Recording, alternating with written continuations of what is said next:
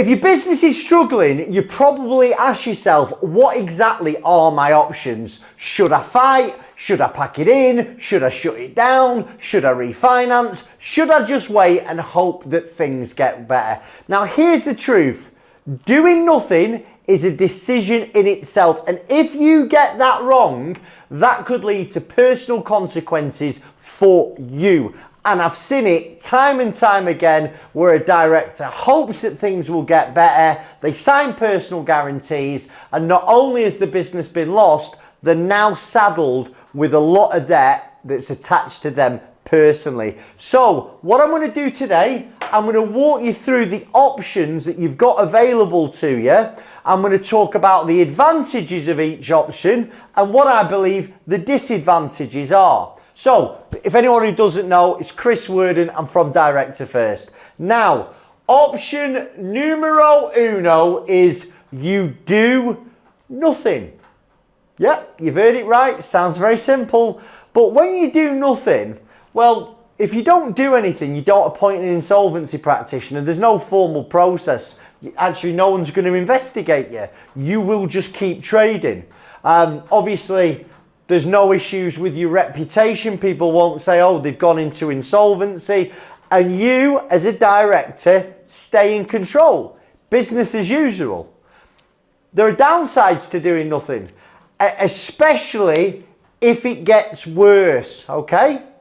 Now, if you do nothing and your business owes money, any of your creditors could potentially take action and wind your company up, okay? There's some steps before winding a company up. It'll start with letters, it will be phone calls, it could be bailiffs turning up to your business, taking goods, it could be CCJs against your company that would affect your credit score. And ultimately, the end of the creditor line is somebody winding your business up, okay? So if you do nothing, you're not protecting yourself, okay? Another downside to doing nothing is obviously the enforcement action's possible. I mean, I've been there. Listen, I've been there, a director who did nothing because he didn't know the options, and you are dodging phone calls and you are worried about every knock on the door.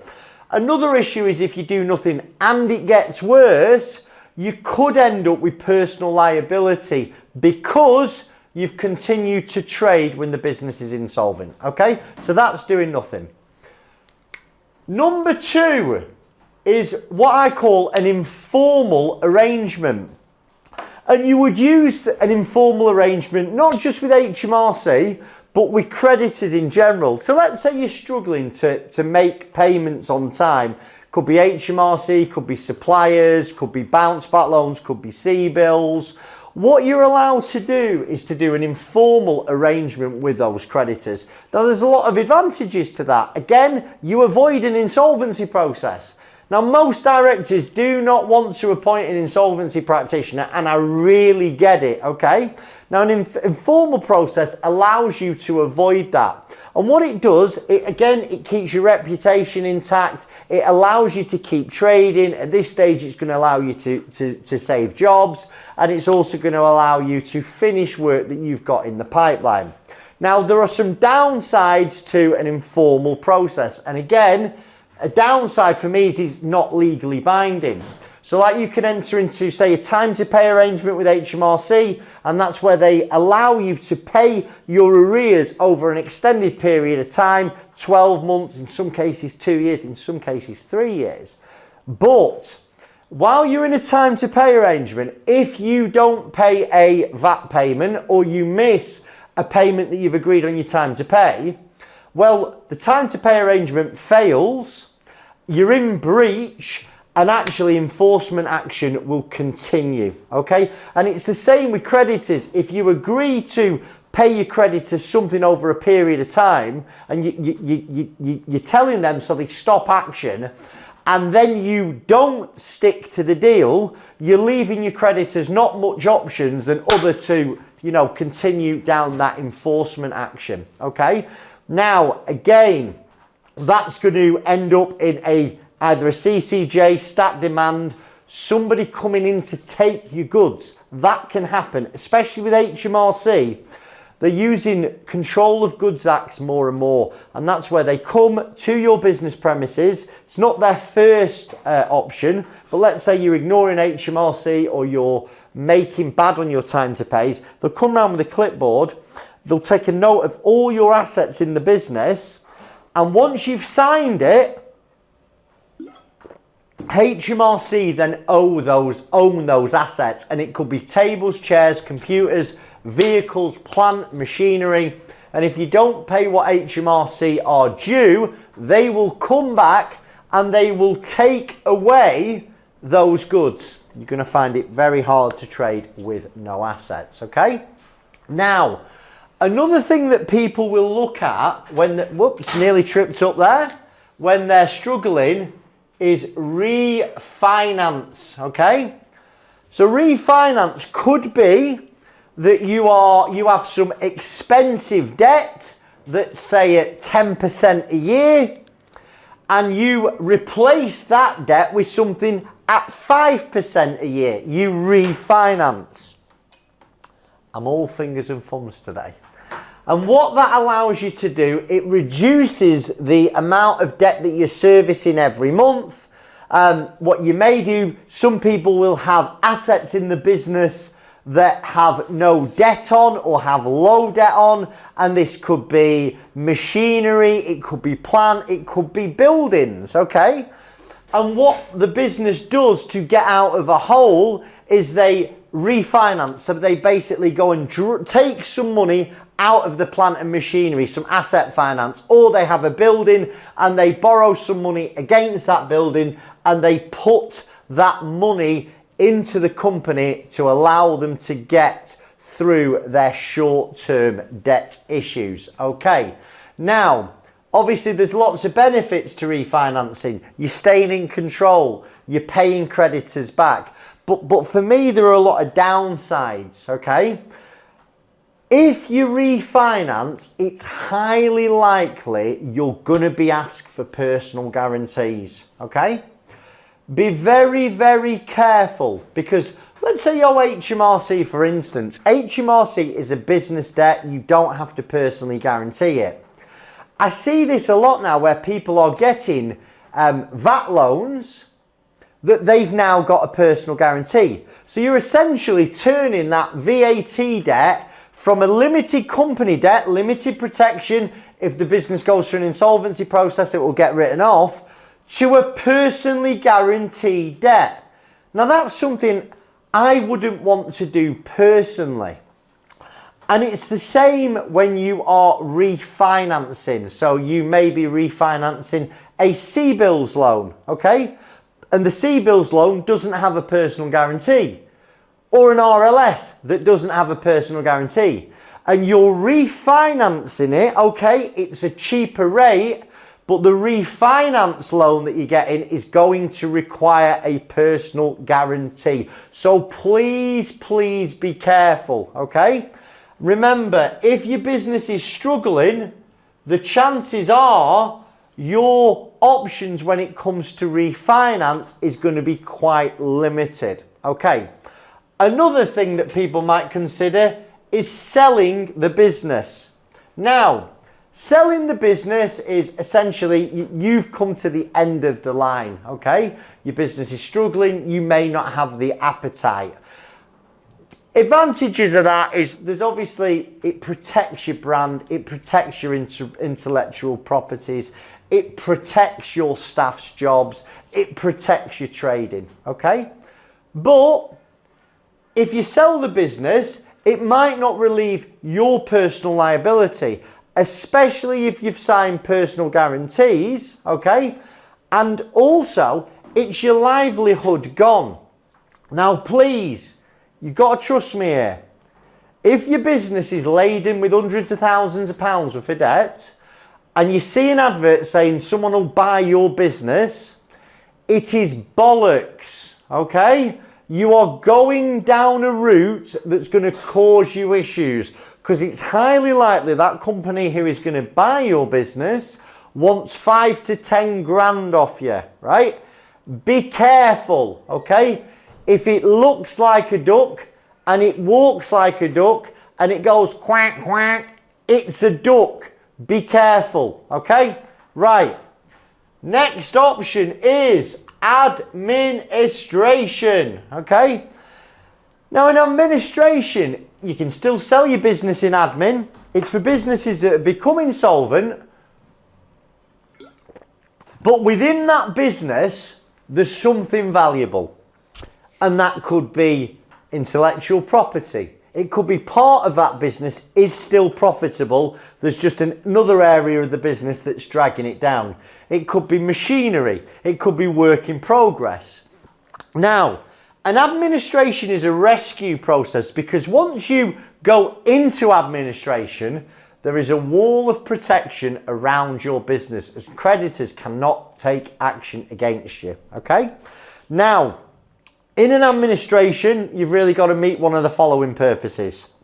To rescue the business as a going concern, or to get a dividend back to preferential creditors, i.e. HMRC. So essentially you sell the business, you bring some money in, some goes back to HMRC, or you pay a dividend to the debenture holder, the charge holder. Again, you sell part of the business, the administrator collects some money in, and he pays some money to, or she pays some money to a charge holder, right? Now there's a thing called a pre-pack, and that's where, in most cases, a connected party, so the director of the insolvent business that's struggling, sets up a new company, already have a company set up, and they buy the business that they put into administration. And there's a few steps you need to go through. You need to get your business valued independently via an agent. There is a marketing exercise where that agent invites offers for your business, say over a 5 to 10 day period. And at the end of that marketing period, you put in an offer to the agent to buy that business, okay?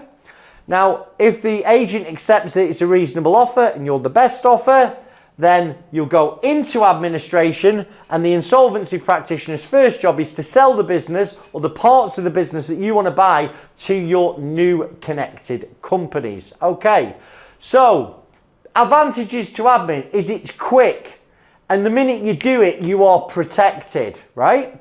There is a legal moratorium that stops creditor pressure once you appoint that administrator. And it gives you a pathway to either restructure the business, to sell the business, or to rescue the business. And in most cases, an administration is going to provide a much better return to the creditors than a liquidation. That's sort of one of the purposes of an admin I forgot to mention. Now, the downsides are control shifts to the administrator. So when you go into admin, you are no longer in control. It's down to the administrator. And in theory, somebody could buy your business under your nose. It doesn't happen very often at all. And the main reason is let's say you're a business and your business can only operate with you in that business. It's very unlikely that someone else is going to buy that business because you might not hang around, okay? And more to the point, not many people buy businesses on 5 to 10 days due diligence. So in 99% of cases, when you put a business into admin and your intention is to buy the business back yourself, as long as you make the right offer, you will be able to do that. Okay, now, another disadvantage to admin is if you are going into admin and you are not paying lots of suppliers, it's a question mark whether those suppliers will still want to support you in a new company, okay? And there's also the reputational damage because people will see it that you've gone through an insolvency process to not pay back your creditors, okay? But it is an option. Another option is a CVA. I need a better pen. I hope everyone can see what I've wrote down here. Handwriting wasn't my strong point at school. In fact, I didn't have many strong points at school. That's how I ended up in insolvency. Anyway, let's talk about a CVA. A CVA is a formal insolvency process, again, that's legally binding with your creditors, puts a wall of protection around your business once it gets accepted, and it allows you to pay back your debts over an extended period of time, generally 3 to 5 years. And the idea is you go into the CVA, you pay everybody what they're owed, and then you come out of the CVA and continue to normal trading, okay? Now, lots of advantages to a CVA. It's a rescue process. It keeps the business alive, okay? And it allows you to restructure those debts with your creditors to pay back what the business can reasonably afford over an extended period of time. So let's say you're on the HMRC, want their £500,000 in 12 months, and you can't pay it over 12 months, but you can pay it over 5 years. It allows you to keep on going, right? Now, another advantage is you remain in control. An insolvency practitioner there is just to supervise the CVA. You're still making the decisions for the businesses, okay? The business in the CVA is not marketed. Nobody's going to come in and try and buy your business from under your nose. And it sort of minimises negative public perception. There's no real advert, although your creditors will know that you're in a CVA. Now, there are some downsides. In a CVA, 75% of your creditors have got to accept the CVA, but essentially by debt amount. So if you owe £1 million, everyone's got 1 million votes. You've got to get 75% of the creditors to accept it. Now, in most cases, if your business is viable, it's just got some short-term cash flow issues, what you're saying in a CVA, it's like a story of how, if your creditors support the business, you'll get back to profitability. And what you're saying to them is essentially, listen, in a CVA, you're going to get this much back, but if you force us into liquidation, you're going to get this much back because the assets are going to be sold at breakup value and they'll return very little to creditors. Now, a downside to a CVA is, if you don't fix the problem, you're going to fail the CVA. And I see it far too often where a CVA will be proposed because the director doesn't want to go for an insolvency process. They're doing it very nobly. And what happens is something changes in the market and the CVA fails, okay? I also see that people make too generous of an offer of repayment to get it accepted, but that's destined to fail 6 months down the line, okay? So remember, CVA is a good shot if you want to keep trading, but there are some downsides to it. And actually, your credit score in a CVA will be shot to pieces. Now, let's talk about a CVL, a Creditors Voluntary Liquidation, or liquidation for short. And this is probably the most common insolvency process for businesses that become insolvent in the UK. It's initiated by the directors when you do it voluntarily, and it's essentially where the business you're in, it's the end of a line, it's a full stop. So you become insolvent, you can't pay your debts when they fall due, liabilities are more than the assets, and you don't believe there's any hope of recovery. And you believe the best thing in this circumstance is to place it into voluntary liquidation. Now, you can still buy your assets from the liquidator, and even as long as you do this properly, you could sell the assets of your business before you appoint the liquidator. But if you're going to do that, you must ensure you get an agent to value your business assets independently. Make sure you keep your insolvency practitioner in the loop. I'll just go into that in a little bit more detail. When you're getting a business valuation done, your agent's going to give you two values. Ex situ, which is what he believes your business assets will be worth in an auction scenario, or an in situ, which is what he really believes the business is worth to you to continue trading in a new company.